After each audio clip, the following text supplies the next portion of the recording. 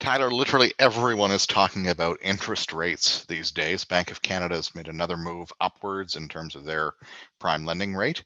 Um, how does this increase in the cost of borrowing affect farmers across Canada? You know, uh, we've talked in the past about how the cost of farming in Canada is getting more expensive. Seed, fuel, fertilizer, feed, all of these costs are going up. And so in addition to that, we now have the cost of borrowing. You know, most farmers carry debt. If they've bought land, equipment, machinery, the cost of paying for that debt is going to go up as interest rates go up. But the cost of paying for those inputs is going up too. So often, if you look at especially crop farmers, they buy, for example, inputs in the spring or in the year before.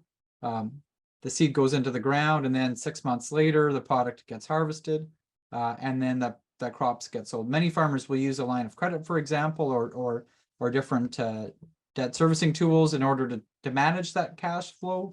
And so the cost of managing that is getting higher. So that the inputs themselves are getting higher, and then the cost of financing those inputs are getting higher too.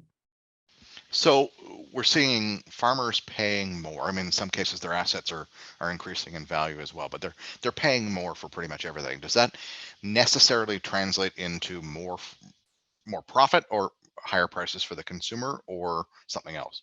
You know, often what it'll do is put a squeeze on farmers' profits themselves.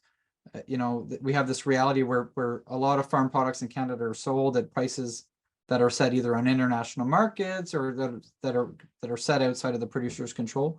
So if it's costing farmers more to produce a product, they don't often usually they can't pass that increased cost on. They have to look for market opportunities to try and find a higher value.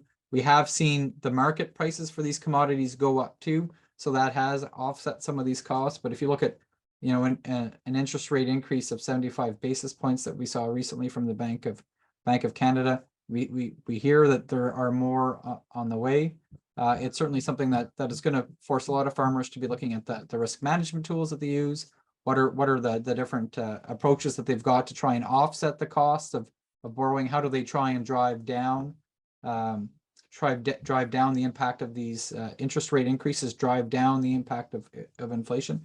It's certainly putting a lot on a lot for farmers to think about, and if it continues if these inflation continues, if the interest rate costs continue to increase, it'll certainly have an impact and put a squeeze on farmers in Canada.